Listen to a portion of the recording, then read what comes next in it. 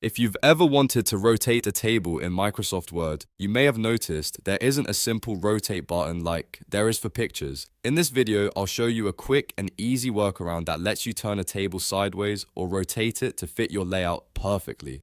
This is especially useful for landscape-style documents, presentations, forms, and any time you need to make better use of space on the page. If this tutorial helps you out, make sure to hit the like button and subscribe for more quick Word tips and software tutorials.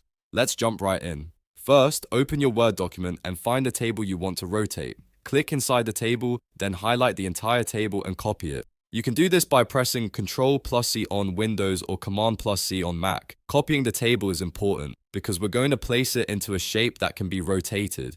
Next, go up to the Insert tab in Microsoft Word. From there, choose Text Box. You can insert a simple text box from the built-in options. Once the text box appears on your page, click inside it and paste the table you copied earlier. This is the key step because Word allows text boxes and shapes to rotate, even though normal tables cannot.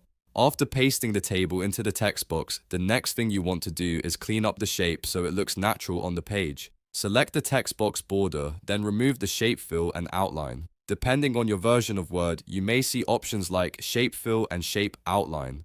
Set the fill to no fill and the outline to no outline. This makes the text box invisible so it doesn't distract from the table itself. Now comes the fun part. Click the text box once more so the rotation handle appears at the top. Use that rotation handle to turn the table to the angle you want. You can rotate it 90 degrees for a perfect sideways layout or adjust it slightly if you want a custom angle.